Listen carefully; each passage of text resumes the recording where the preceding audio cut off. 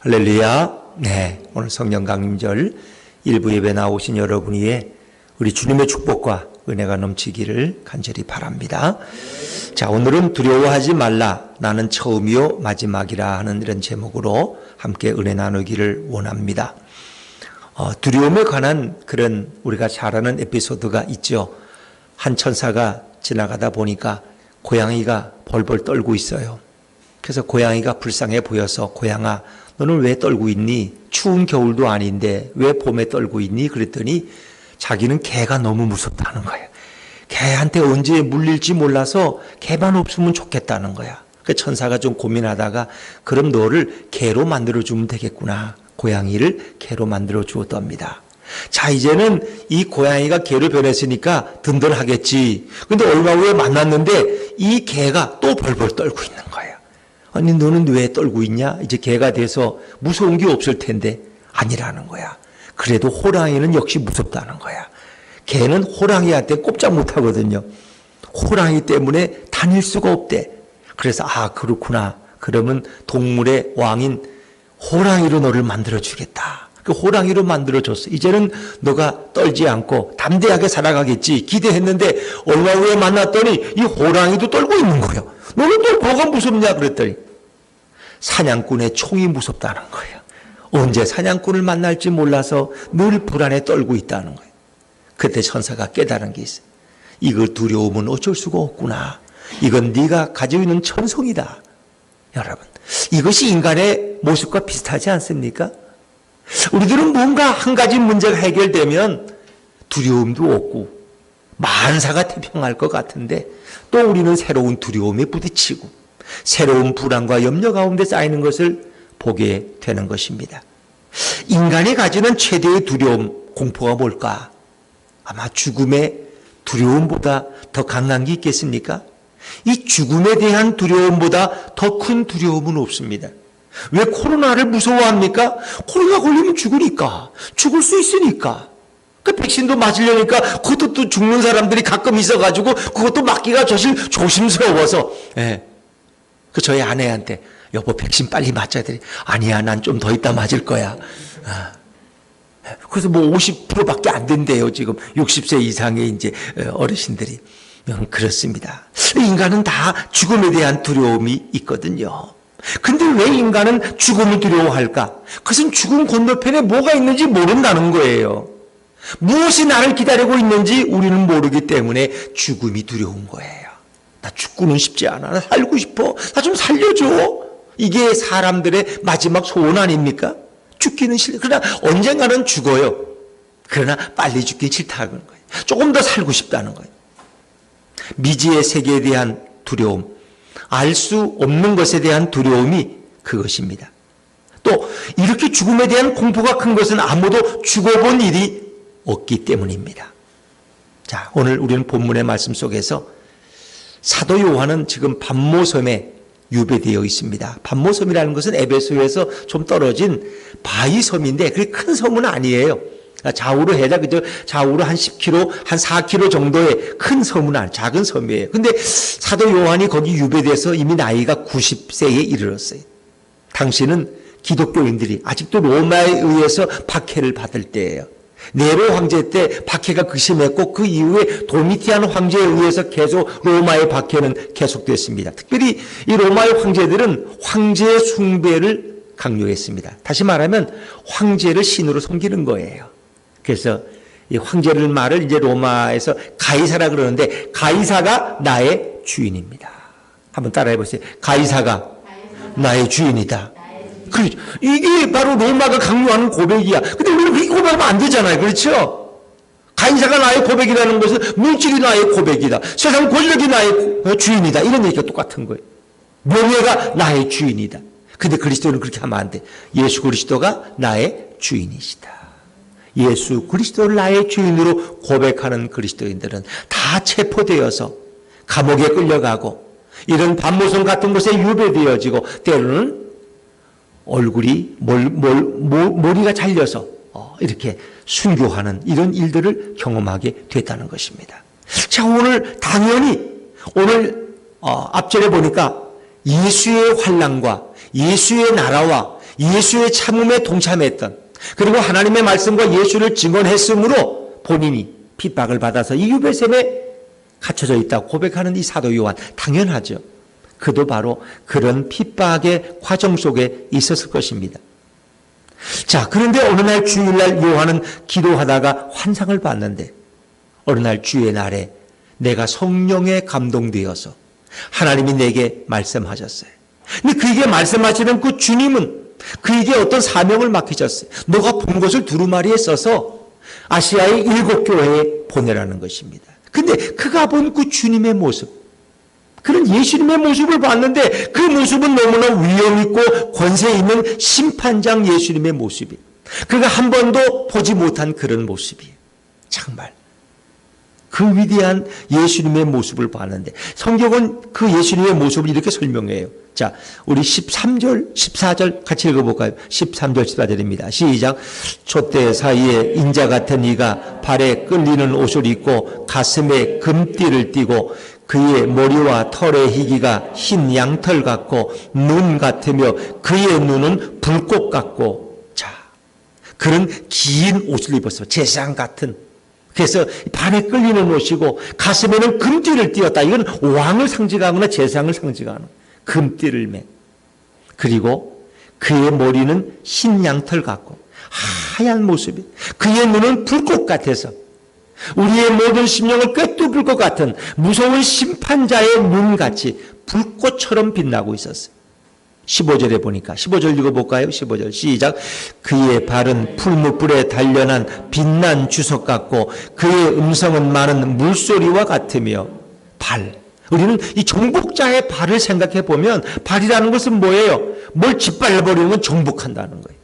마치 풀무불에 단련한 빛난 주석같이 무섭고 어마어마한 발을 가지고 계신다는 거예요. 그의 음성은 마치 나이아라 폭포가 넘치는 것처럼 그 물소리처럼 웅장하고, 그렇죠. 또 그의 입에서는 마치 뭐예요? 좌우에 날선 검이 쏟아져 나와서 이 모든 대적들을 날선 검으로 잘라버릴 것 같은 그런 무서운 권위와 심판자의 기세를 보여주고 있다는 것입니다. 또한 그의 오른손에는 뭐예요? 7 별이 있어요. 7 별. 그것은 바로 7 천사를 의미하는 거예요. 자, 여러분, 이런 예수님의 모습은 지금까지 사도 요한이 한 번도 보지 못했던 모습이에요. 요한에게 생각되는 예수님의 모습은 늘 자애로운 모습이에요.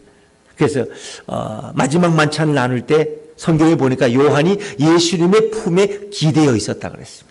그 정도로 예수님과 요한은 아주 막역한 사이고 같은 동리의 출신이기도 하지만 먼 친척이기도 하고 아주 가까운 사이에, 오죽했으면 예수님 십자가에서 어떻게 요한복음 19장에 보니까 당신이 숨을 거둘 것을 알고 자기 어머니 마리아를 누구에게? 요한에게 부탁하는 거예요. 요한에게. 요한아, 내 어머니라. 그때부터 요한이 자기 어머니로 모셨다는 거예요. 그래서 다른 제자들은 대개 목이 잘리고 또 참혹한 형에 의해서 순교당했지만은 요한은 순교당하지 않습니다. 왜냐하면 어머니 마리아를 모셔야 되기 때문에 일찍 순교하면 안 되는 거예요. 그러니까 예수님의 어머니를 자기 친어머니처럼 일생 동안 모셨어요. 그러니까 이 요한은 정말 장수하기도 했고 순교하지 않은 유일한 제자 중에 한 사람입니다. 자, 여러분, 자기 어머니를 자기 대신 이렇게 공경하고 복양한다는 건 보통 일이 아니라는 거 아시죠? 이 고대 풍습에 의하면 자기 어머니를 돌본 사람은 왕도 그 신하를 함부로 하지 못해. 그걸 생각하셔야 돼. 그러니까 사도 요한과 예수님은 매우 가깝고 친근한 모습이야. 예수님이 만약 사도 요한에게 나타난다면 아주 자유로운 모습으로 너가 나의 어머니를 돌보느라고 얼마나 애썼냐. 나는 너에 대한 늘 고마움을 가지고 있었다. 아주 이렇게 환하게 웃는 모습으로 예수님이 요한에게 이렇게 말씀하셔야 되는 거예요. 그리고 요한은 예수님 앞에서 변절하지 않고 그 예수님 때문에 많은 환난과 그 많은 고난 속에서도 인내하면서 지금까지 오직 주님만을 바라본 인물이 바로 요한이에요. 그럼 예수님은 그에게 따스한 위로나 감사의 뜻을 전하는 것이 옳습니다. 그런데 오늘 예수님의 모습은 매우 위험이 있고 그의 목소리는 부드러운 목소리가 아니라 그의 음성은 마치 물이 폭포수가 쏟아지는 것 같은 그런 물소리와 같이 힘이 있고 함부로 대할 수 없는 심판자의 냉엄하고 불꽃 같은 모습으로 오늘 예수님은 요한에게, 사도 요한에게 나타나셨습니다. 자, 예수님의 입에서 왜 날성검 같은 무서운 심판의 말씀이 쏟아졌을까? 이런 의문을 가지고 말씀을 계속 나눠보면 좋겠습니다. 여러분, 하나님께서 우리 인간을 처음 창조하실 때는 당신의 형상대로 만드셨고 당신의 호흡, 당신의 생기를 인간에게 불어넣으셨어요. 인간을 흙으로 빚어 만드시고 그의 생기를 불어넣으시니 인간이 뭐가 됐어요? 생명이 되었다. 살아있는 존재가 됐다는 거예요. 다시 말하면 하나님의 영이 인간에게 임해서 인간은 하나님과 교제하는 존재가 됐다는 거예요. 그건 하나님과 인간이 영이 같다는 거예요. 그 소통이 가능하다는 거예요. 그러나 짐승과 다른 피조물들은 하나님과 소통할 수 없어요. 그러나 인간만의 특권이에요. 그래서 인간을 만물의 영장이라 하는데 이 생기가 루아타, 바로 하나님의 영을 불어 넣으셨다는 겁니다. 자, 그러나 여러분 알다시피 인간은 이제 하나님의 명령에 불순종해서 그 마신 선악과를 따먹고 인간에게 죄가 들어오고 결국 타락하는 존재가 되지 않습니까? 인간이 타락했다는 것은 결국 뭐예요? 영혼의 죽음을 의미하는 거예요. 인간의 영혼이 죽은 거예요. 육체적인 생명은 있어요, 그냥. 뭐 아담이 타락하기 전이나 후나 그 모습은 똑같아요. 그저 부끄러움을 느끼고 그랬다는 것뿐이지. 벌거벗은 게 부끄러워서 그저 옷을 해 입었다는 것뿐이지. 근데 그 영적 생명이 죽었다는 거예요. 영혼이 죽었다는 거예요. 생각해야 돼요. 영혼의 죽음을 경험한 인간들은 이제 심판과 죽음에 대한 두려움 가운데 살아갑니다. 영적 생명이 없는 자는 바로 지옥에 떨어지는 존재들입니다. 그래서 인간에게 참으로 그때부터 죽음은 두려움의 대상이었습니다. 두려움의 대상. 영적인 생명을 가질 때는 인간에게는 죽음이 두려움이 아니었어요. 또 인간은 영원히 살도록 하나님 그렇게 창조하셨어요. 근데 인간들은 죽음의 공포를 가지고 살아가면서 그 공포에서 벗어나려고 때로는 뭐 다른 것을 소유해 보기도 하고 귀신들을 의지해 보기도 하고 우상 앞에가 절을 하기도 하고 어떻게 세상 것으로 위로를 받으려고 하지만 그 근원적인 죽음의 공포에서는 벗어나지 못하는 것입니다. 그래서 인간은 늘 두려움과 공포 속에 살아가는 존재인 것입니다. 그러나 그런 모든 것들이 인간에게 전혀 두려움을 해결하지를 못했습니다. 누구도 죽음과 생명의 문제를 해결할 자가 없어. 인간들은 죽음을 잊으려 마약과 또 헤로인과 환각에 빠지기도 하고 죽음을 피하고자 발버둥치다가 결국 예수도 알지 못하고 지옥에 떨어지는 불쌍한 존재로 전락해버리고 만 것입니다. 여러분, 왜 예수님은 가장 가까운 사도 요한에게 좀 친근한 모습으로 부드러운 모습으로 말씀하시지 않고 감히 가까이 접근할 수 없는 위엄과 권세 있는 모습으로 왜 나타나셨을까? 그것은 사도 요한을 통해서 편지를 보내고 예수님이 이루어하실 아시아의 7교회 성도들은 지금 핍박과 환난 가운데 두려움에 빠져 있었기 때문입니다.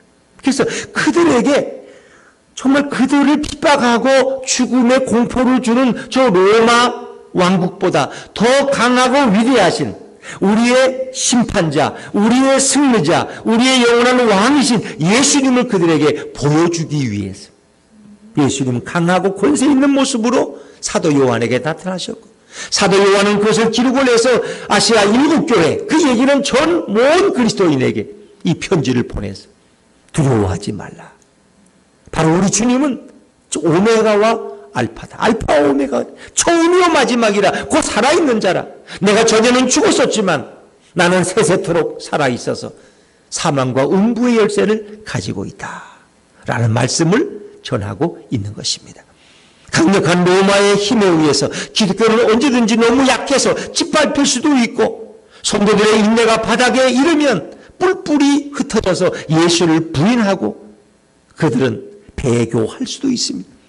그런데 오늘 예수님께서는 사도 요한을 통해서 내가 알파요 오메가이다. 내가 역사의 시작이고 역사의 마지막이고 내가 죽음에서 부활해서 영원토록 살아계신 하나님이고 그리고 내가 모든 대적들을 내 발로 짓밟고 궁극적 승리를 가져올 역사의 주권자임을 예수님은 너무나 분명하게 사도 요한을 통해서 말씀하고 있는 것입니다.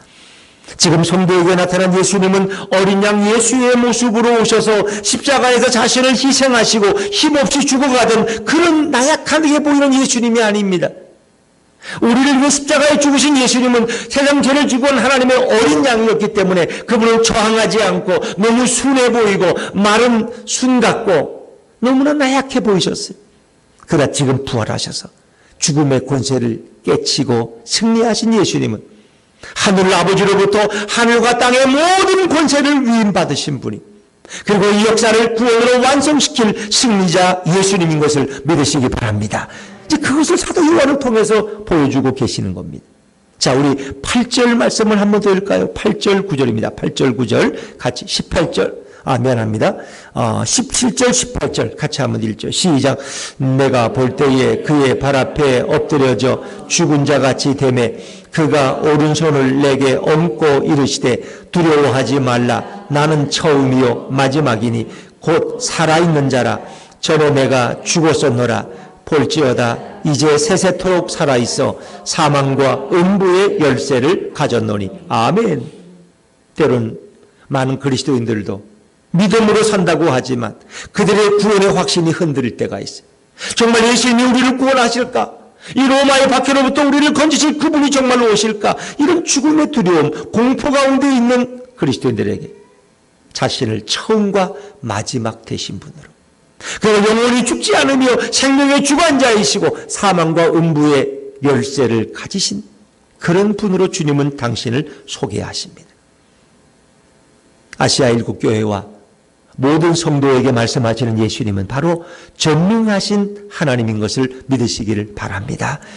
그러기에 그분은 태초부터 계셨고, 아니 온 우주를 창조하셨고, 그리고 마지막 역사를 구원으로 완성하실 분이고 역사의 주권자와 경영자가 되신 분입니다.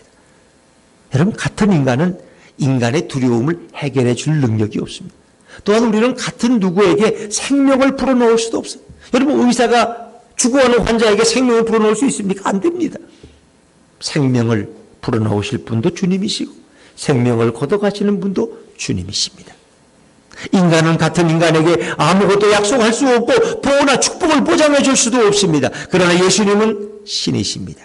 그분은 신적 본성을 가지고 계시고 우리의 메시아이시고 역사의 마지막 심판장이 되시기에 모든 것을 하실 수 있습니다.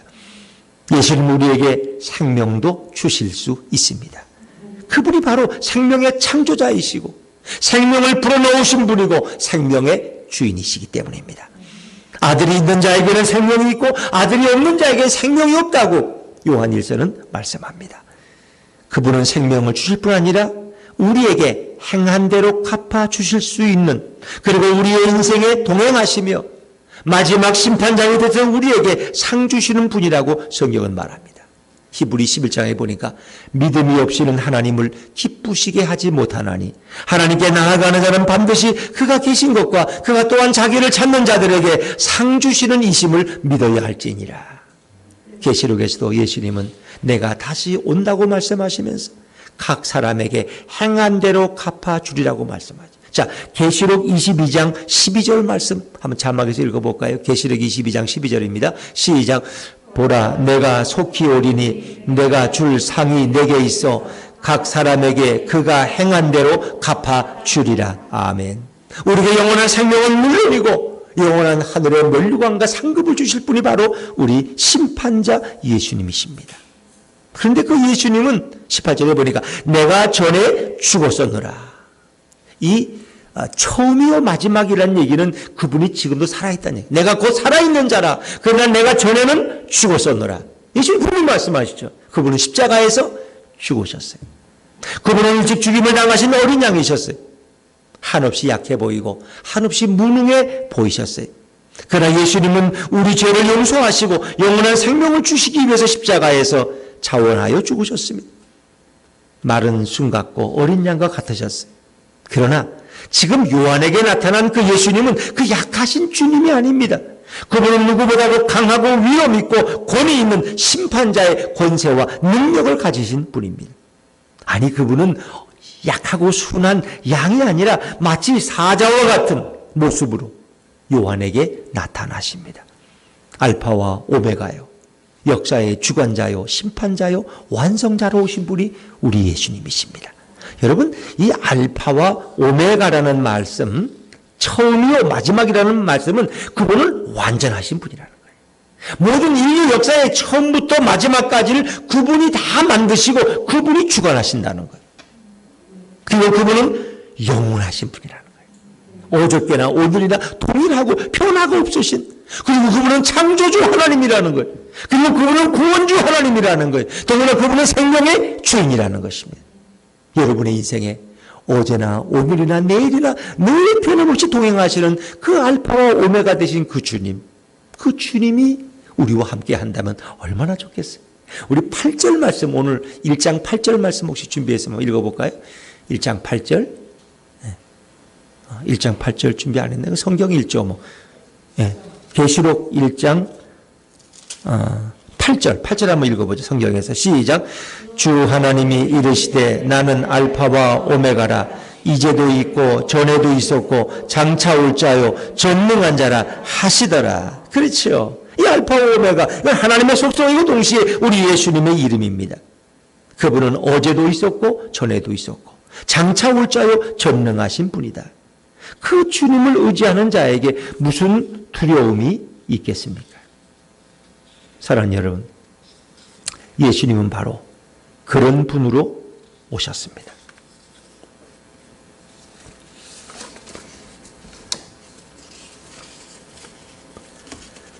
그 나이지리아에는 많은 그리스도인들이 순교하고 실제 목을 잘라서 죽이고 수없이 죽이고 또 화형을 시켜서 불에 태워서 죽입니다. 예수를 부인하면 살려주겠다고. 실제 지금도 그래서 정부군과 반군이 계속해서 지금 내전을 치른 데가 나이지리아입니다. 근데 거기도 그 선교사님들이 가 계셔요. 그리고 열방대학의 베이스가 그 나이지리아에도 있어요. 넓은데 거기에 그 수많은 이 반군 청년들이 왔다가 예수를 믿게 됐어요. 근데 그들이 예수를 믿고 제자 훈련을 받고 예수를 고백하면서 그 젊은 13세, 14세, 15세 아이들이 총을 들고 이렇게 싸우던 아이들인데 그들이 총을 내려놓고 그리고 예수님을 증거하는 사람이 됐다는 거예요. 근데 그들이 죽음을 두렵지 않다는 거예요. 왜? 예수님이 알파와 오메가 되신 것을 알기 때문에. 지금 내게 영원한 생명을 주신 분이 바로 예수님인데 내 육체의 생명을 끊을 자가 뭐 이렇게 두려움냐는 거예요. 그렇죠? 그래서 마태복음 마지막 말씀처럼 뭡니까? 몸은 죽여도 영혼을 능히 죽이지 못하는 자들을 두려워하지 말고 오직 몸과 영혼을 능히 지옥에 멸하실 수 있는 이를 두려워하라. 우리의 몸과 영혼을 지옥에 던질 수 있는 그 주님을 두려워하니까 이제 세상에 이 권세가 두렵지 않다는 거예요. 그들이 예수를 믿고 성경을 암송하면서 변화되어서 이렇게 수만 명이 총을 내려놓고 그리스도의 품으로 돌아오는 그런 간증을 며칠 전에 들었습니다. 이 알파와 오메가 되신다는 것은 대단하지 않습니까? 우리가 영어를 ABCD로 할 때 제일 첫 자가 A고 그리고 영어는 마지막이 Z로 끝나잖아요. 근데 이 헬라어는 시작이 알파로 시작되고 마지막이 오메가로 끝난다는 거예요. 이 모든 역사의 시작과 마지막이 바로 우리 주님이시라는 거예요. 태초의 역사를 시작하신 분도 예수님이고 역사를 완성하실 분도 예수님이다. 이 모든 역사를 이끌어 가실 주권자가 바로 우리 예수님이라는 거예요. 자, 이사야 41장 4절 말씀 한번 또 읽어보게요. 이사야 41장 4절입니다. 시작. 이 일을 누가 행하였느냐? 누가 이루었느냐? 누가 처음부터 만대를 불러내었느냐? 나 여호와라. 처음에도 나요. 나중 있을 자에게도 내가 곧 그니라. 누가 일을 행하셨느냐? 바로 예수님이 행하셨다는 거예요. 누가 이 일을 행하였느냐? 바로 내가 했다. 알파와 오메가가 되신 그분이 이 역사를 이끌어 나가고 계신다는 겁니다. 오늘 예수님이 주시는 그 생명은 참으로 소중한 것입니다. 왜? 인간은 생명을 만들어낼 수 없습니다. 아무리 의학과 과학이 발전해도 인간의 생명을 창조할 수는 없습니다. 생명은 우리 예수님만이 주실 수 있습니다. 그 영적인 생명. 물론 돼지를 복사하니까 돼지가, 그 육체적인 생명은 뒤에 있는 하나님이 만들어 놓으신 설계도가 있으니까 그대로 하면 되지. 그러나 영적인 생명을 줄 자는 아무도 없어요. 그리고 인간의 생명을 만들 자도 없어요, 사실은. 그것은 생명에서 생명을 이어나는 거지. 없는 무에서 생명을 만들어내는 것은 오직 예수님 외에는 아무도 할 수 없는 거예요. 그분이 생명의 창조자이기 때문에. 그리고 그분 자신이 생명이 되시기 때문에. 예수님은 뭐라 그랬어요? 요한복음 6절에 나는 길이요 진리요 생명이니. 그분이 바로 생명이십니다. 그분이 바로 생명을 만드신 분이고 생명의 주인 되신 분입니다. 마태복음 1장에 보면 그 예수님의 족보가 나오는데 그 생명의 역사라는 거 아세요? 그래서 결국 이 땅에 우리의 메시아로 예수님이 오시기까지 그 모든 생명이 쭉 이어지는 과정을 소개하는 거예요. 사단은 생명의 주인 되신 예수님이 오시는 길을 철저히 차단하려고 얼마나 시도합니까? 그 시도는 다 숲으로 돌아가잖아요. 예수님이 베들레헴에 태어났을 때 어떻게 했어요? 그 헤롯 대왕이 그 지역의 아이들 수천 명을 다 죽였다. 내가 왕인데 나 외에 또 무슨 왕이 있느냐 말이에요. 이 사단은 헤롯을 통해서 이 땅에 생명을 주기 위해 오시는 예수님을 철저하게 방해하려. 결국 마리아와 요셉은 예수님, 어린 예수님을 들쳐안고 저 애굽으로 피난을 떠났다가 헤롯이 죽고 나서 돌아오시잖아요. 또한 히브리 민족이 애굽 땅에 가서 이렇게 종살이 할 때 결국 뭐에 두려움을 느낀 헤롯은 저 애굽의 바로는 결국 남자 아이들을 다 죽이잖아요. 다 죽이잖아요. 근데 그게 결국은 그 레위인 가족이거든요. 모세의 부모가 레위족이에요. 레위. 모세도 원래 레위 족속이에요. 아론도 레위. 그래서 제사장이 되는 거예요. 그러니까 그 레위 족속 가운데서 바로 우리 예수님이 오시는데 다 끊어버리려. 그 시대 아이들을 다 죽이, 남자 아이들 다 죽이잖아요. 그러나 하나님은 어떻게 모세를 그 나일강에서 살려내시잖아요. 그러니까 사단은 계속 이렇게 정권자들을 통해서, 권력자들을 통해서 메시아가 오시는 길을 다 차단시키려고 하는 거예요. 그러나 그 예수님은 우리에게 영원한 생명을 주기 위해서 오시는 그 길을 누구도 막을 자가 없다. 그리고 마지막에 그분은 영원한 역사의 완성자로, 우리의 구원자로, 이 땅의 승리자로 임할 줄로 믿습니다. 성경 그것을 우리에게 보여주고 있는 거예요. 범죄함으로 생명을 잃어버린 인간들, 그래서 지옥에 떨어지고 죽음 앞에 두려워하는 인간들을 구원하기 위해서 하나님은 예수님을 이 땅에 보내신 거예요. 예수님은 생명의 주인으로 오셨고, 마지막에 다시 초림은 생명의 주인으로 오셨고, 마지막 재림 때는 영원한 승리자의 모습으로 오셔서 모든 사탄과 대적들을 다 무릎 꿇게 하시고 우리에게 영원한 승리의 나라로 우리를 인도하실 분이 바로 우리 예수님이십니다. 승리의 예수님을 만난 사도 요한은 절대적인 빛나는 예수님 앞에서 죽은 자같이 되었지만은 그의 어깨에 오른손을 얹으시고 두려워하지 말라, 나는 처음이요 마지막이니 곧 살아있는 자라는 말씀 앞에 사도 요한은 다시 힘을 얻습니다. 그 승리의 주, 만왕의 왕이 되시고 모든 대적을 한순간에 쓰러뜨리실 그 영원한 승리를 주신 주님을 두루마리에 써서 모든 교회와 성도에 사도 요한은 보내게 되죠. 그리고 비록 유배된 몸이지만 그를 감싸신 성령의 감동과 임재 가운데서 그런 요한계시록을 기록을 해서 수많은 성도에게 용기를 주고 힘을 불어넣어주며 담대히 모든 사탄과 대적에게 무릎 꿇지 말고 담대히 설 것을 호소하고 있는 것입니다. 역사학자 토인비는 지난 5천년간 문명을 연구하면서 12권에 이르는 방대한 저서, 역사의 연구를 저술해서 이 땅에 남겼습니다. 이 책에서 그런 지난 5천년 동안 거대한 문명 26개가 생성되었다가 소멸되었다고 분석합니다. 모든 문명이란 다 시작이 있고 쇠퇴기를 거쳐서 결국은 망하는 것입니다. 그 역사를 이끄는 중심 세력인 소수의 엘리트들이 역사의 도전 앞에서 응전을 시작할 때 문명을 잠시 동안 유지하고 발전시키지만 일정한 세월이 흐르고 한계에 다다르면 결국 그 문명도 쇠퇴하고 망한다는 것입니다. 이것이 문명의 실체이고 인생의 모습입니다. 여러분 보세요. 히브리 민족을 노예 삼아 문명을 발전시킨 에집트, 나일강의 문명, 결국은 쇠퇴해서 소멸돼 버렸잖아요. 지금 에집트에 그런 문명이 어디 있어요? 남은 건 피라미드밖에 없어. 남유다를 무너뜨리고 예루살렘을 파괴시키고 그 백성을 포로로 끌고 왔던 바벨론과 페르시아의 찬란했던 문명, 저는 역사 속에서 찾을 수가 없습니다. 예수님을 십자가에 못 박아 죽였고 그 주인 모든 나라를 통치했던 빌라도를 대신하는 로마의 거대한 세력과 문명은 지금 어떻게 되었습니까? 로마는 관광지로 조그만 도시로 전락하고 이탈리아는 지금 힘겨운 삶을 살아가고 있습니다. 그러나 예수 그리스도 그분은 알파와 오메가가 되셔서 지금도 살아계시고 지금도 역사를 주관하는 줄로 믿습니다. 오직 하나님만이, 예수 그리스도만이 영원하십니다. 이 영원하신 하나님과 연결되는 인간이 우리 예수님과 더불어 영원히 사는 것입니다. 이 영원하신 하나님에게서 유한한 인생 속에 갇힌 인간을 불쌍히 여기시고 역사를 뚫고 이 땅에 오신 분이 바로 우리 예수님이십니다. 창조주 하나님을 근본적으로 경배하지 않고 그분께 영광 돌리지 않는 것 자체가 인간의 죄입니다.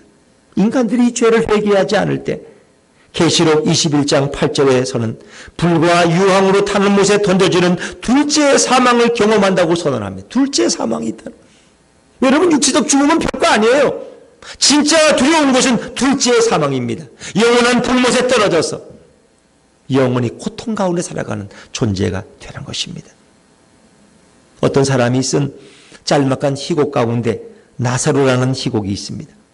성경에 나오는 나사로를 소재로 해서 쓴 것입니다. 그 희곡의 마지막 부분에 나오는 이야기입니다. 나사로가 죽었다가 예수님이 이제 나사로야 나오너라 그 돌문을 치우고 나사로 살아났잖아요.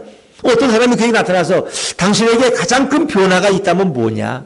그러니까 죽기 전과 죽었다 다시 살아난 후에 당신에게 일어나는 가장 큰 변화가 뭐냐? 그때 나사로는 말하기를 나는 이제 죽음을 두려워하지 않는다 라고 대답했답니다. 그 내용이 그래, 희곡의 내용이.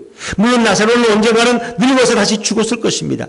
사람이 한번 죽는 것은 정한 이치이기 때문입니다. 그러나 죽음을 한번 경험한 나사로에게는 죽음에 대한 공포가 없었을 것이라고 작가는 상상합니다. 근데 오늘 성경에 보면 죽었다가 정말 다시 살아나신 분이 계십니다. 다시 살았다가 다시 죽은 분이 아니고 죽음 가운데서 살아서 나셔서 영원히 살아계신, 그래서 지금도 살아계신 그분이 계십니다. 그분이 바로 예수 그리스도십니다. 두려워하지 말라. 나는 처음이요 마지막이라 곧 살아있는 자라. 내가 전에는 죽었었지만 볼지어다 세세토록 내가 살아있어서 사망과 음부의 열쇠를 가졌다고 주님은 당신을 소개하십니다. 그렇습니다. 성경은 예수 그리스도를 단순히 죽음을 경험하신 분이라고 말하지 않습니다. 그분은 죽음을 경험하실 뿐 아니라 죽음에서 부활하셔서 살아나셔서 사망과 음부의 세계를 친히 통치하고 다스리고 계신 분입니다. 바울 사도가 로마서에서 계속 강조하는 것 가운데 하나가 인간을 지배하는 가장 강력한 독재자가 죽음이라는 사실입니다. 그래서 그는 사망이 왕노릇한다. 우리 몸에 사망이 왕노릇한다. 생명이 왕노릇하는 것은 예수님이 오신 이유고 그 전에는 사망이 왕노릇했어요. 바꿔 말하면 모든 인간은 죽음의 지배 아래 헉헉거리며 살아가는 겁니다. 여기서 벗어날 수 있는 인간은 아무도 없습니다. 근데 그 죽음을 다스리는 분이 계십니다. 그분이 바로 예수 그리스도십니다. 그분은 사망과 음부의 열쇠를 가지고 계십니다. 그분은 지금 역사 속에서 이 역사를 변화시키기 위해서 사용하시는 바로 그 교회의 주님일 뿐 아니라 죽음을 다스리시고 죽음 이후에 음부의 세계까지도 다스리고 통치하시는 분이 바로 우리 예수님이십니다. 1세기의 성도들에게 이것이 어떤 의미가 있었겠습니까? 그들은 핍박에 직면하여 죽어가고 있었습니다. 그런데 요한을 통해서 나타나신 주님이 나도 죽어보았다. 염려하지 말아라.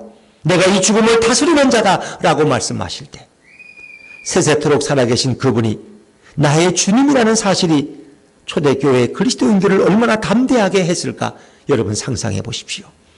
알파요 오메가요, 처음이요 마지막이요, 역사의 시작이요 완성이 되시는 그 예수님께서 오늘 여러분과 동행하기를 원하십니다. 그 주님을 나의 구주로 나의 왕으로 모시고 담대하게 살아가는 우리 예수님께 성도님들이 다 되시기를 주 이름으로 축원합니다. 축원합니다.